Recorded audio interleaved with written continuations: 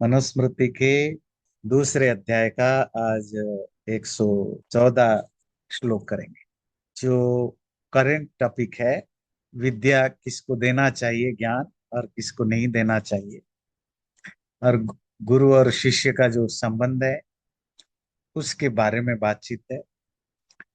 Teacher या ज्ञानी किन चीजों को ध्यान रखे जब वो किसी को ज्ञान दें, और स्टूडेंट्स की या शिष्य है या विद्यार्थी है या जानने की इच्छुक है वो किन चीजों को ध्यान रखें।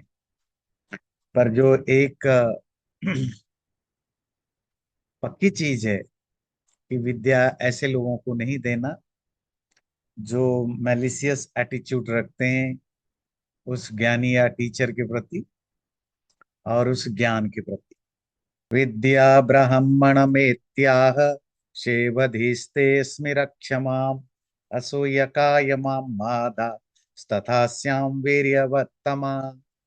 विद्या व नॉलेज ब्राह्मण के पास आया, ब्राह्मण मतलब जो ज्ञानी विद्वान के पास आह बोला, शेवधिस्ते अस्मि, मैं तुम्हारी ट्रेजरी हूँ, मैं तुम्हारा वेल्थ हूँ, प्रॉपर्टी हूँ, रक्षमा मुझे बचाओ। किससे?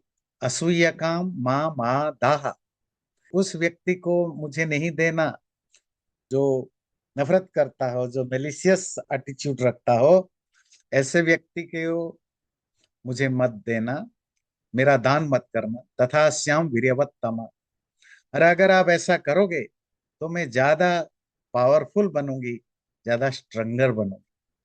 यमेव तु शुचिम विद्यान नियत ब्रह्मचारिणम तस्मै मां ब्रूहि विप्राय निधिपाया प्रमादिने।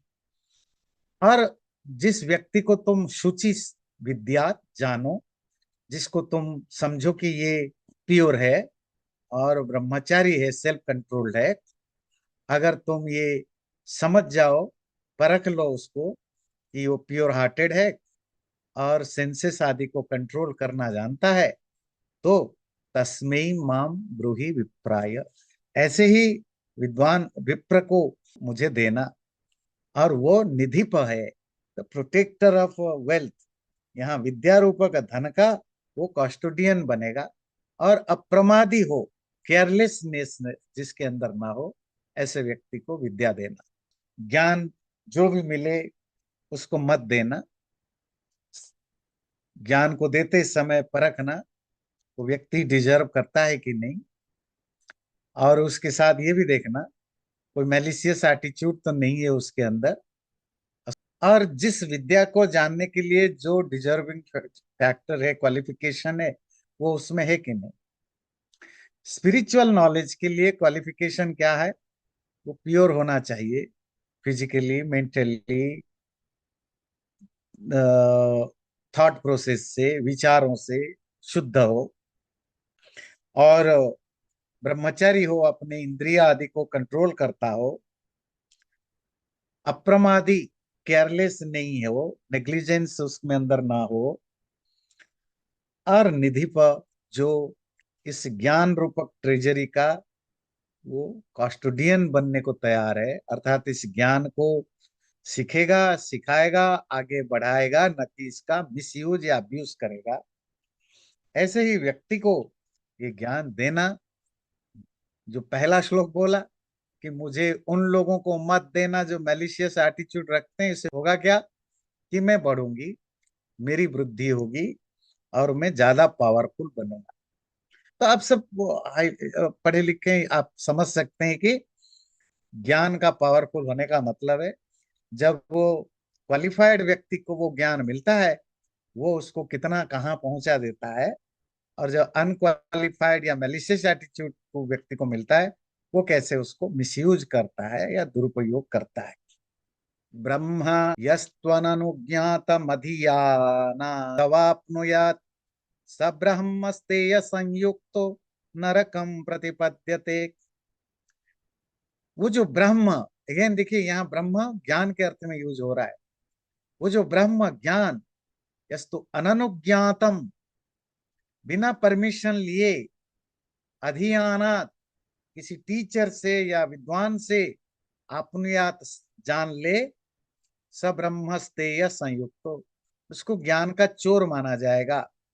नरकम प्रतिपद्यते, वो नरक में जाएगा। और भाव है कि अगर व्यक्ति टीचर्स के परमिशन बिना, परमिशन का क्या मतलब है, आगे आप पढ़ेंगे कि किसी से ज्ञान लेने जाओ तो आप एक प्रॉपर डेकोरम फॉलो करो और उस डेकोरम के साथ ज्ञान लो, और छुप के बिना बताए ज्ञान लेते हो तो आप ज्ञान का चोर कहलाओगे।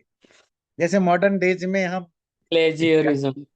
प्लेजरिज्म, तो देखिए आज भी वही है।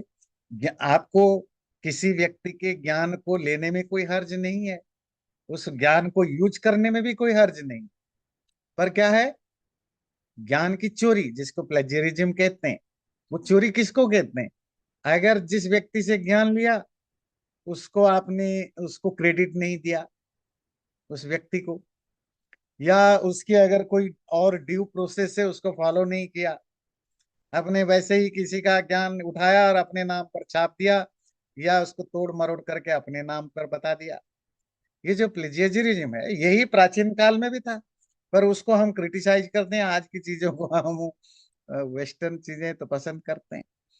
तो जो प्रॉपर डेकोरम है, वो ना समझ के जब आप किसी का ज्ञान चुरा लेते हो तो उसको ज्ञान चोर कहते हैं।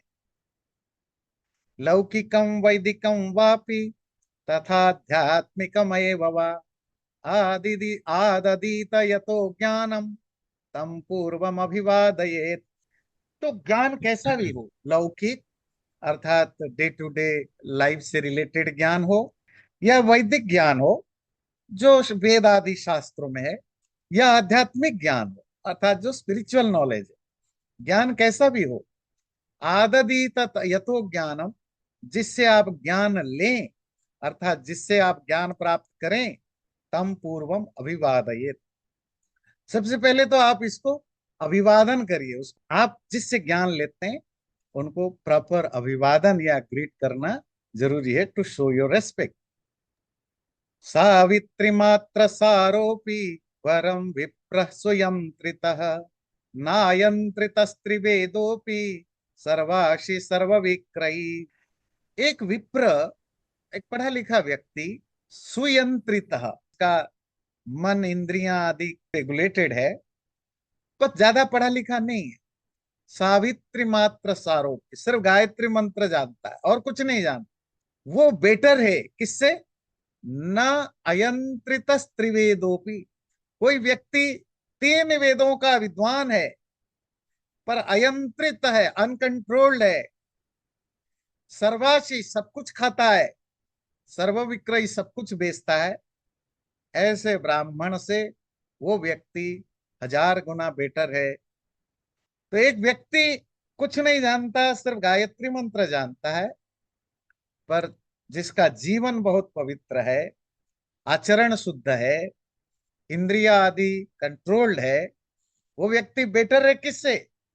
उस ब्राह्मण से जो वेदों को अच्छी तरह जानता है पर सब कुछ खाता है। सब कुछ खाता है मतलब आप समझ जाएंगे, मतलब सब कुछ मतलब सब कुछ है। और सर्व विक्रय, जो मिलता है बेच देता है। विक्रयी तो देखिए, विक्रय तो बेचना तो बेसिकली वैश्य का काम है, ब्राह्मण तो बेचना नहीं चाहिए।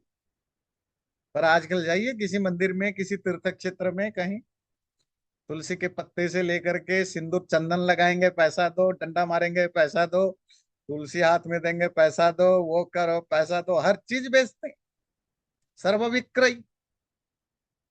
तो वो कितना भी ज्ञानी विद्वान हो, अगर सब कुछ खाता है मतलब नियंत्रण नहीं है, अपने ऊपर कंट्रोल नहीं है, जो मिलता है बेच डालता है, पालता है, ऐसे और कंट्रोल नहीं है, ऐसा व्यक्ति से बेटर है जिसको कुछ भी नहीं आता है, सिर्फ उस गायत्री मंत्र का पर रेगुलेटेड है।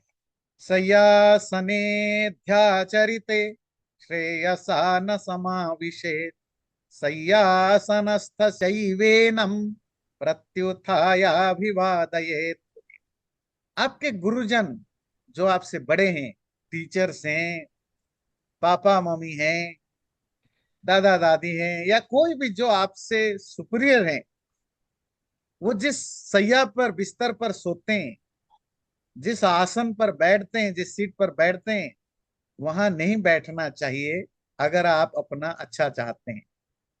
और अगर आप अपने बिस्तर पर हैं, अपने सीट पर बैठे हैं, और वो सामने से आ गए, प्रत्युत्थाय अभिवादये, तो खड़े होकर के इनको अभिवादन करना चाहिए।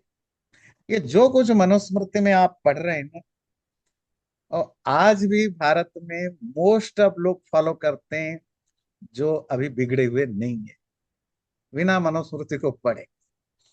आज भी हम लोग जो 50-60 के हो चुके हैं, टीचर्स को देखते हैं, रिटायर्ड टीचर हो गए हैं।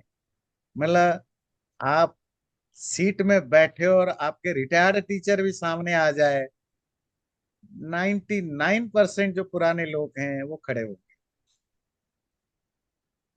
पढ़ाते समय तो बिल्कुल ही खड़े हो।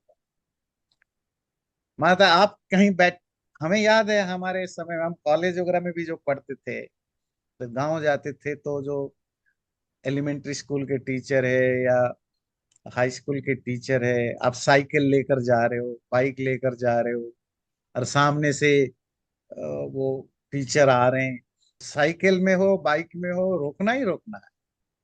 बस थोड़ी देर रुक जाना है, वो पास कर जाते हैं, नमस्ते किया, चल पड़े, कुछ नहीं है।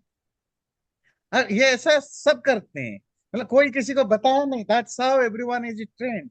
और ये वही हमारा वो प्राचीन संस्कार अभी बिना बताए भी लोगों तक था, जो आजकल डिलिबरेटली लोगों को सिखाया जाता है कि ये मत करो। और सिखाने वाले कॉलेज यूनिवर्सिटी के प्रोफेसर होते हैं कि ये मत करो। मतलब मुझे नहीं पता इससे क्या उनको अचीवमेंट होगा, ये वेस्टर्न उसको ला करके। पर वो अभी भी वो ट्रेडिशन है कि इवन आपके पापा या मम्मी आ जाते हैं, या कोई दादा दादी आ जाते हैं, हम खड़े हो जाते हैं अगर बैठे हैं, और उनके आसन पर नहीं बैठना। ऊर्ध्वम प्राणाह्युत्क्रमन्ति यो न स्थविर आयति, प्रत्युत्थानाभिवादाभ्याम पुनस्तान प्रतिपद्यते। जो बड़े हैं वो जब आते हैं, हम खड़े होकर उनको अभिवादन, मतलब झुक करके नमस्कार आदि करते हैं, उसकी क्या प्रैक्टिकल बेनिफिट है। हाँ, तो वो कहते हैं स्थविरे आयाति, जब कोई बुजुर्ग व्यक्ति, हमसे बड़ा व्यक्ति, हमारे टीचर्स हो, पेरेंट्स हो, ग्रैंड पेरेंट्स हो, कोई भी जो बॉस हो, जो भी आते हैं, ऊर्ध्वम प्राणा ही उत्क्रमंती, तब हमारे सांसें ऊपर उठ जाते हैं, मतलब थोड़ी एंजाइटी बढ़ जाती है, एंजाइटी बढ़ जाती है। प्रत्युत्थान, जब हम उनके लिए खड़े हो जाते हैं। अभिवादन, जब हम उनको झुक के थोड़ा नमस्कार करते हैं। इससे पुनस्तान प्रतिपद्यते, वो नॉर्मल हो जाते हैं। बात समझ में आई? तो आपकी सांसें, है ना, जब अभी भी, मतलब आप ऑफिस में काम कर रहे हो, कुछ नहीं, आपका बॉस अच्छा भी है, पर तब भी आप जहाँ काम कर रहे हो उधर से गुजर जाए, तो आपकी हार्ट बीट तो थोड़ी सी बढ़ती ही बढ़ती है है ना? तो कहते हैं अगर आप जब खड़े हो जाते हो उस समय, और नमस्कार करते हो, या जो भी गुड मॉर्निंग हो रहा करते हो, उससे वो रिलीज हो जाता है, तो आप शांत हो जाते हो। I think is a good good good explanation, पता नहीं है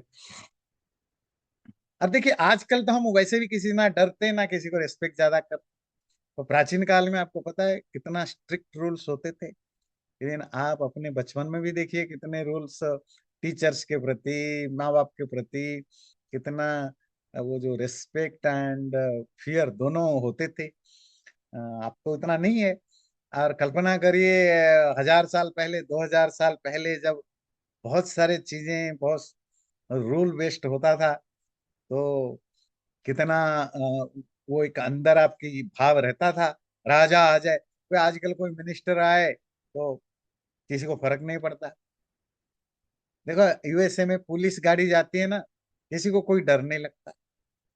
और भारत में शहरों में तो इतना फर्क नहीं पड़ता, पर गांव में, छोटे शहरों में और शहरों में, अगर आपके घर के सामने से पुलिस गाड़ी गुजरे, या आपके घर के सामने पुलिस गाड़ी रुक जाए, तो फिर हार्ट बीट बढ़ जाता है, मेरे घर पुलिस क्यों आया।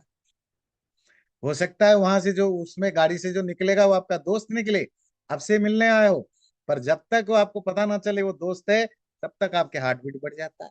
छोटा सा पुलिस है, उससे भी हम डरते थे, राजाओं से तो सवाल ही नहीं उठता। तो इसीलिए वो कहता है, जब आप खड़े होकर के अभिवादन ग्रीट करते हैं तो आपके रिलीज हो जाता है। वैसे हमारे आपके लिए भी एक इंटरेस्टिंग टिप्स है। तो जब भी आप कहीं जाते हैं, किसी से मिलने पर घबराहट होती है, कोई प्रेजेंटेशन देने जाते हैं या किससे मिलने जाते हैं या कोई आपसे मिलने आता है जहां आपको थोड़ी सी हिचकिचाहट है, तो आप जैसे ही आप उनसे मिलते हैं अपने तरफ से बात शुरू कर देते हैं, ग्रीट कर लेते हैं, आपके 50% वहीं रिलीज हो जाता है। अभिवादनशीलस्य नित्यं वृद्धोपसेविनः चत्वारि तस्य वर्धन्ते आयुर्धर्मो यशो बलम।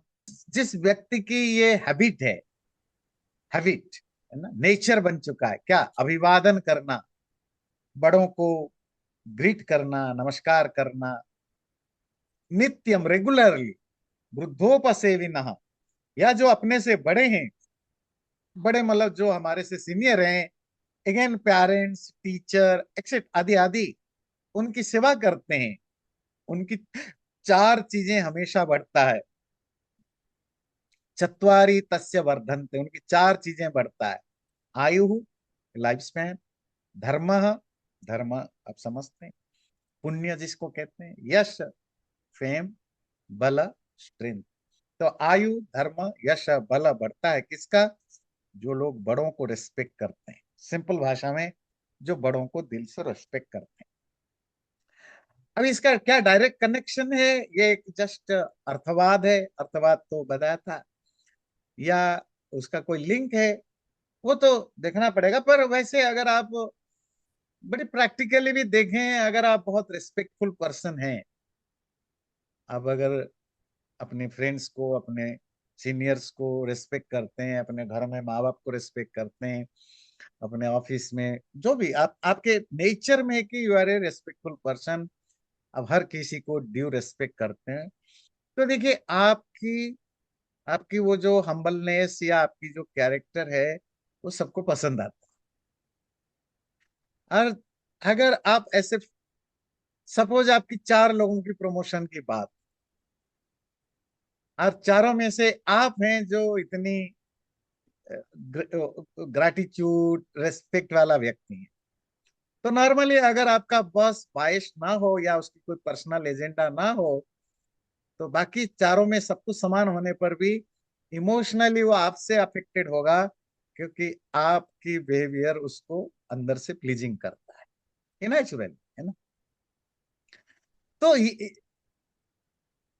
जब बड़ों को आप रेस्पेक्ट करते हैं, उनकी बातों को सुनते हैं, मानते हैं, तो आपकी लाइफ में चेंजेस भी आता है पॉजिटिवली।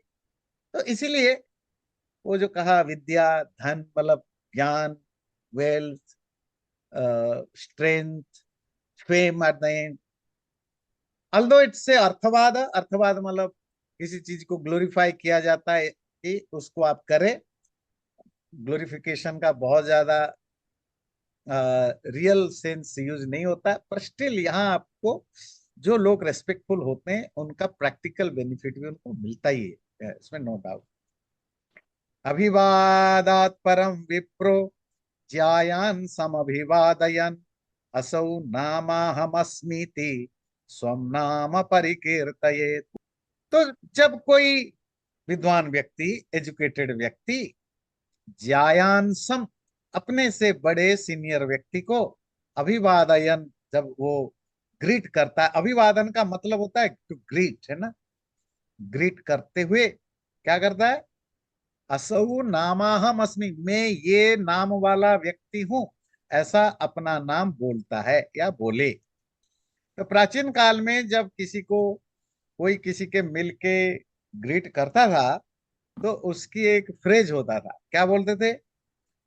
हमें जैसे संस्कृत में, अहम सूर्य नारायण नंद शर्मा अमुकस्य पुत्र व अमुकस्य शिष्य भवंतम अभिवादये करके फिर वो झुक के नमस्कार कर, जहां जैसा है। अब किसी को हाथ मिलाना हो, किसी को गले मिलना हो, किसी का पैर छूना हो, किसी से नमस्ते करना हो, तो वो तो अलग चीज है। पर ये बोलते थे, इसका क्या मतलब है कि मैं सूर्य नारायण नंद अमुक का बेटा या अमुक का शिष्य। प्राचीन काल में दो रेफरेंस होता था, या तो अपने पिता माता के नाम से, पेरेंट्स के नाम से, या गुरु के नाम से जाने जाते थे। तो उनको ये बताना पड़ता था, मैं अमुक, अमुक मतलब सो एंड सो, सपोज मेरा नाम Surya Narayan, so and so का बेटा या सो एंड सो का शिष्य आपको अभिवादन करता हूं। तो ये ऑफिशियली ऐसी ऐसे बोल के करते थे। आज ये ट्रेडिशन थोड़ा बहुत है इंटरनेशनल डिप्लोमेसी में। मेरे ख्याल से जब एम्बेसडर वगैरह जाते हैं ना किसी दूसरे देश के मिनिस्टर से या किसी से मिलने, या अपना वो जाकर बोलते हैं मैं सो एंड सो अमुक देश का रिप्रेजेंटेटिव या एम्बेसडर या हाई कमिश्नर, तो आपको अपने देश के तरफ से ग्रीट करता हूँ या सो एंड सो करता हूँ। असौ नामाहम अस्मि, मैं वो नाम वाला हूं, ऐसा कह के स्वनामम परिकीर्तयेत, अपना नाम बोलना, फिर उनको अभिवादन कर। आचार्य जी, आई हैड अ कमेंट, मतलब हम्म। कि मतलब ये चीज़ें हम करते हैं, ये तो इम्पोर्टेंट है, but it is really surprising कि ये चीज़ें हमारे सबसे इम्पोर्टेंट कल्चरल बुक में लिखी हुई हैं। मतलब how important they must be, that they have been actually codified in, in a book like this. मतलब हाँ, दैट इज़ रियली सरप्राइजिंग कि या, हमको लगता है, अब क्योंकि डेली जीवन में जो लोग यूज करते हैं उनको नहीं लगता होगा इतनी बड़ी चीज है, हम स्वाभाविक रूप से करते हैं। बट हाँ, इनकी जो इम्पोर्टेंस है, इसी वजह से इनको मनुस्मृति में या और जगह है, जैसे मनुस्मृतियों में भी जो चीजें लिखी हुई हैं, आई एम रियली नहीं सरप्राइज। बिल्कुल बिल्कुल, हाँ बिल्कुल। नामधेयस्य ये केचिदभिवादं न जानते, तान् प्राज्ञोऽहमिति ब्रूयात् स्त्रियः सर्वास्तथैव च। नामधेयस्य ये केचित् अभिवादं न जानते, अगर जो लोग ये जानते ही नहीं है क्या कि ऐसे नाम लेकर बोलना होता है कि मैं सो एंड सो आपको नमस्ते करता हूं, या आपने किया तो सामने वाले को पता नहीं है कि भाई ऐसा बोलना पड़ता है, इसका रिटर्न में क्या बोला जाता है, तो ऐसे सिचुएशन में क्या करें? तान प्राज्ञ अहमिति ब्रूयात, कि मैं नमस्कार करता हूँ, स्त्रियः सर्वास्तथैव च, इसी तरह सभी स्त्रियां भी ऐसी करें। वो शब्दम कीर्तयेदन्ते स्वस्य नाम्नो विवादने, नाम नाम स्वरूप भावो ही भोभाव भी स्मृता। जब आप किसी को ग्रीट करते हो और अपना नाम लिया कि मैं सो एंड सो आपको नमस्कार करता हूं, ऐसा बोलने के बाद भो बोलिए, भो। क्यों? भो नाम नाम स्वरूप भावो ही भो भाव, आपका जो नाम है वो उसी को रिप्रेजेंट करता है, ऐसा हमारे ऋषियों में कहा जाता है। कि भो क्या होता है, पहले तो सुनिए कैसे किया जाता है, फिर इसकी मीनिंग समझेंगे। भो अहम सूर्य नंद भवंतम अभिवाया, अहम सूर्य नंद भो भवंतम अभिवादये। कि भो का मीनिंग क्या है? अंग्रेजी में जिसको कहते हैं हे बोलते हैं ना, हेलो सर, इसी को भो बोलते हैं। तो आप किसी का नाम डेविड है या किसी का नाम गणेश है, आप कहते हैं गणेश कैसे हो। और कभी कभी आप नाम नहीं लेते, क्या करते हैं, हे कैसे हो। तो ये जो है ना, इसको संस्कृत में भो बोलते हैं। आयुष्मान भव सौम्य इति, हे सौम्य, हे डियर, सौम्य का मतलब होता है डियर, प्यारे। आयुष्मान भव, दीर्घायु कहते हैं ना आज भी। विप्र अभिवादने, अभिवादन करने पर सामने वाला आपको आयुष्मान बोलता है। अकारश्चस्य नामनो अन्ते वाच्य पूर्वाक्षर प्लुत, और आपकी जो लास्ट अक्षर है उसको प्लुत करके बोलता है। सपोज किसी का नाम है देवेश, तो देवेश ने बोला कि देवेशो हम भवंतम अभिवादये भो, या केवल बोला भवंतम अभिवादये भो, या केवल बोला अहम नमामि, है ना, मैं संस्कृत में बोल रहा हूँ, मतलब बोल रहा हूँ। तो फिर जो मुझे बोला तो मैं उसको क्या बोलूं? आयुष्मान भव देवेश। वो कहते हैं जो लास्ट स्वर है, वावेल है, लास्ट वावेल के साथ जो कॉन्सोनेंट है, इसको थोड़ा लंबा खींच के बोलो, प्लुत करके बोलते हैं। प्लुत क्यों किया जाता है? वो संस्कृत ग्रामर में रूल है, जब आप किसी को एड्रेस करते हो तो लास्ट लेटर को थोड़ा लंबा करते हो। घर में भी देखते हैं ना, माँ बाप भी जो बच्चे को बुलाते हैं। हम्म, अब किसी का नाम जैसे, मैं आप में से किसी का पढ़ लेता हूँ, जैसे मनीष है, मनीष कहाँ हो? है ना? अनिल। तो ये नेचुरली दीर्घ थोड़ा लंबा हो जाता है। तो इसी इसी को वो कहते हैं। तो जब आप आशीर्वाद देते हैं तो उसका नाम लेकर के लास्ट स्वर थोड़ा लंबा हो जाता है, उसके साथ उसको आयुष्मान भव, मतलब आयुष्मान का मतलब होता है लंबा जियो, लिव ए लॉन्ग लाइफ, ऐसा। और कभी कोई बोलते हैं सुखी हो जाओ, सुखी रहो, कोई बोलता है ज्ञानी बनो। जो परिस्थिति के सिचुएशन के हिसाब से लोग आशीर्वाद देते हैं। अब परीक्षा देने जाते हो तो लोग कहेंगे भाई सफल बनो, है ना, बी सक्सेसफुल। तो इसी तरह के आशीर्वाद होते हैं। पर जो नॉर्मल, अगर कोई ऐसी सिचुएशन नहीं है, सिंपल आप नमस्ते करते हो डेली, तो वो आयुष्मान भव ही बोलते हैं। आयुष्मान भव मतलब be a long live person. यो न वेत्त्यभिवादस्य विप्र प्रत्यभिवादनम, नाभिवाद्य स विदुषा यथा शूद्रस्तथैव सः। और सपोज आपने किसी को रेस्पेक्ट किया और उसने आपको आंसर ही नहीं दिया, ऐसे व्यक्ति को क्या करें? कहते हैं नाभिवाद्य स विदुषा। ऐसे व्यक्ति को कभी ग्रीट करना ही नहीं है, उसको शूद्रवत व्यवहार करो। शूद्र क्या है? इलिटरेट है। ये सारी जो इंस्ट्रक्शन किसके लिए दिया जा रहा है? एजुकेटेड लोगों के लिए, जो विद्यार्थी है, स्टूडेंट के लिए। जो एजुकेटेड हैं, पढ़े लिखे हैं, उन्हीं को तो मैनर होता है ना, मैनर तो उन्हीं को पता होता है। अनएजुकेटेड लोगों के पास तो मैनर होता नहीं है, क्योंकि सीखा कहाँ से? नहीं सीखते हैं। उनको ये सब चीजें पता नहीं है। ना वो किसी को कुछ करते हैं, ना तो आपस में कोई किसी को करता है, कुछ है ही नहीं। क्योंकि आप पढ़ते लिखते हैं तो यू नो द मैनर्स। और ये जो बताया गया, ये गुरुकुल में पढ़ाया जाता है। अगर आपने किसी व्यक्ति को आपने रेस्पेक्ट किया और उसने आपसे मुंह फेर लिया, या आपको देख के अनदेखा सा किया, या आपने गुड मॉर्निंग या नमस्ते या नमस्कार किया, उसने आंसर में कुछ कहा नहीं, तो बड़ा इंटरेस्टिंग है। क्या बोलते हैं? ऐसे लोगों को कभी करना ही नहीं आगे से। ना भी वाद्य। और उनको वैसे ही ट्रीट करना कैसे? एज एन इलिटरेट, शूद्र। उनको भी इलिटरेट की तरह ट्रीट करना। कौन? कितना भी बड़ा प्रोफेसर हो, ऑफिसर हो, कितना भी बड़ा आदमी हो, अगर वो आपके रिस्पेक्ट को केयर नहीं करता, then don't show your respect towards her. Even आपके अंकल हो, चाचा हो, मामा हो, चाची हो, मामी हो, कोई भी हो, अगर वो तुम्हारे सम्मान को रिटर्न नहीं करता, तो उसको सम्मान मत दो। उसको वैसे ही ट्रीट करो जैसे किसी इलिटरेट को ट्रीट करते हो। ब्राह्मणम कुशलम पृच्छेत क्षत्रबंधु मनामयम, वैश्यम क्षेमम समागम्य, शूद्रम आरोग्यमेव च। अच्छा चलिए, एक दूसरे की ग्रीटिंग हो गई। आपने मुझे नमस्कार किया, मैंने आपको नमस्कार किया। नेक्स्ट क्या बात होगी? बात तो खत्म नहीं होगी ना, नेक्स्ट तो आगे बढ़ेगा। तो आजकल क्या करते हैं? हाउ आर यू डूइंग, कैसे हो? तो वो भी जनरली बोल देते हैं हाँ मैं ठीक हूँ।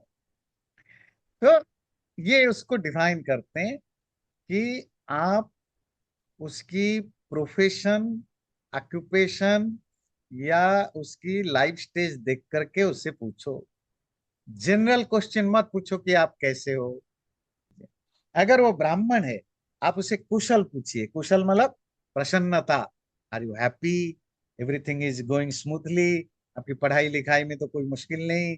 आपकी रिसर्च में, ब्राह्मण मतलब सपोज आज के डेट में कोई कोई हाईली इंटेलेक्चुअल पर्सन है, कि आपकी पढ़ाई लिखाई कैसे चल रहा है, रिसर्च कैसे चल रहा है, सब सही तो है? तो ये उसकी। और आप खुश तो है नहीं? कुशलम, आपकी सब खुश है कि नहीं? क्षत्र बंधु नाम अनामय। और सपोज कोई क्षत्र बंधु है, क्षत्रिय मित्र है, आपका फ्रेंड है। क्षत्रिय मतलब कोई मिलिट्री आर्मी ऐसे फील्ड में। अच्छा, जो लड़ाई के फील्ड में है, वो आर्मी हो, पुलिस हो, मिलिट्री हो, ऐसे फील्ड में हो, उससे आप क्या पूछेंगे कि भाई अनामयम, कोई आपकी सब सब आपकी स्वास्थ्य, आपका शरीर तो ठीक है। जो क्षत्रिय वॉरियर है, उसको हमेशा अगर चोट पहुंचता है तो कहाँ पहुंचता है, फिजिकली। तो आप उससे पूछेंगे कि आपका शरीर ठीक है कि नहीं। अमाय कहते हैं बीमारी, रोग, शरीर की होने वाली प्रॉब्लम्स। क्योंकि ब्राह्मण की फिजिकली नहीं, इंटेलेक्चुअली वो सही है कि नहीं पूछेंगे। क्षत्रिय को फिजिकली सही है कि नहीं पूछेंगे। अच्छा, आप गेस करिए, वैश्य को क्या पूछेंगे। अगर किसी वैश्य को आप ग्रीट करते हैं तो क्या पूछेंगे। तिजोरी में धन है या नहीं है। हाँ, आपकी आपका बिजनेस धंधा सब ठीक चल रहा है कि नहीं। कोई टैक्स फैक्स की कोई बहुत ज्यादा तंग तो नहीं कर रहे हैं सरकार, मतलब ठीक आपकी धन कमाई ठीक चल रहा है कि नहीं। वैश्यम क्षेमम समागम्य, क्षेम धन आदि की सुरक्षा, आपकी जो प्रॉस्पेरिटी, आपका धन धान्य सब ठीक ठाक चल रहा है कि नहीं, बिजनेस। और शूद्र को क्या पूछे। शूद्र तो ना एजुकेटेड है, ना वॉरियर है, ना ट्रेजर है। आरोग्य में बच्चा, आरोग्य, हेल्थ के बारे में पूछिए, कोई बीमारी तो नहीं, कोई अस्वस्थता तो नहीं। तो ये तो उन्होंने चार वर्ण के हिसाब से चार बता दिया। आज के डेट में कंटेम्पररी कैसे करेंगे। व्यक्ति जिस तरह का जिस स्टेट में है, सपोज कोई आप 80 साल के व्यक्ति से बात कर रहे हैं, 80 90 साल से, अब उसको थोड़े ही पूछेंगे आपका जॉब कैसे चल रहा है, नहीं पूछेंगे ना। अब पूछेंगे आपका हेल्थ तो सही है। अगर आप कोई छोटा बच्चा है, अब उसे पूछते हैं, आजकल पूछते भी हैं कि भाई बेटे पढ़ाई लिखाई ठीक चल रहा है कि नहीं, खेल कूद करते हो कि नहीं। अरे अगर कोई बिजनेस में है, तो आपका बिजनेस का धंधा कैसे चल रहा है। मतलब व्यक्ति की जो भी उसकी जिस स्टेज में है, जिस तरह का ऑक्यूपेशन है, उसके हिसाब से उसको पूछना चाहिए। अवाच्यो दीक्षितो नामना यवियानपि यो भवेत्, हो भवत्पूर्वकं त्वेन मभिभाषेत धर्मवित्। जो धर्म को ठीक ठीक समझता है, ऐसे व्यक्ति को चाहिए कि जब वो किसी ऐसे व्यक्ति से बात करे जो धार्मिक हो, जो वर्चुअस हो, जिसने दीक्षा अर्थात उपनयन संस्कार आदि लिया है, और बहुत धर्मनिष्ठ व्यक्ति है, इवन वो आपके उम्र से भी छोटा है, तो उसका नाम नहीं लेना। तो क्या बोले, भो, या तो उसको भो हे बोलिए, या भवत आप कह के बोलिए आप। धार्मिक व्यक्ति का नाम लेकर ना बोले, इवन वो उम्र से छोटा हो तो भी। या तो उसको वो आप कह के बोले, या हे वो करके बोले, या उसकी जो टाइटल है उसको लेकर बोले, पर नाम ना ले। और किस किस का नाम नहीं लेना चाहिए, देखिए। परपत्नी तो या स्त्री स्याद संबंधा च योनितः, ताम्रुयाद भवत्येवं सुभगे भगिनीति च। तो कहते हैं इसी तरह जो परपत्नी हो, जो दूसरे की वाइफ हो, वाइफ मैरिड वाइफ, या कोई भी नारी जो आपकी अपनी बहन नहीं है, उसको भी नाम लेकर नहीं बोलना। उसको भवती आप, सुभगे देवी, भगिनी बहन, इस तरह के वर्ड से बोलना चाहिए। जो अपनी फैमिली का ना हो, ऐसी कोई भी नारी हो, स्पेशली अगर वो मैरिड हो, तो उसका नाम लेकर नहीं बोलना। तो उसको देवी, है ना, ये बता रहा है भो मतलब मैडम, लेडी जिसको कहते हैं लेडी, रेस्पेक्टफुली। भवती मतलब आप कह के बोलिए। और मैंने देखा है मोस्ट ऑफ जगह हमारे जो जो रूरल एरिया में, वो तो भाभी जी, मौसी, है ना, ऐसे ही कुछ करके बोल देते हैं। और जो थोड़ा सा सब पढ़े लिखे हैं, वो देवी कह के बुलाते हैं। मातुलांश्च पितृव्यांश्च ससुरान ऋत्विजो गुरुन्, असावहमिति ब्रूयात् प्रत्युत्थाय यवीयसः। आपकी मातुल, मातुल कहते हैं मामा, माँ की भाई। पितृव्य, चाचा, आपके पिता के भाई। ससुर, जो आपके ससुर, मतलब जिसको फादर इन लॉ। ऋत्विज, जो आपके पुरोहित हैं, प्रीस्ट हैं। गुरु, जो आपके टीचर्स हैं। इनको जब बोले असौ अहम इति ब्रूयात प्रत्युत्थाय यवीयस, अगर आप छोटे हैं उनसे तो आप अपने जगह से खड़े हो जाएंगे। खड़े होकर के मैं सो एंड सो, ऐसा करके उनको नमस्कार करना। अब इसके बाद वो हम नेक्स्ट टाइम पढ़ेंगे कि जो हमारे पेरेंट्स हैं, ग्रैंड पेरेंट्स हैं, रिलेटिव्स हैं, फीमेल रिलेटिव्स हैं, मेल रिलेटिव्स हैं, उनका कैसे हम उनके साथ कनेक्शन करते हैं, कैसे हमारी बातचीत उनके साथ कैसी हो। तो उसका भी बड़ा प्यारा एक डिस्क्रिप्शन है।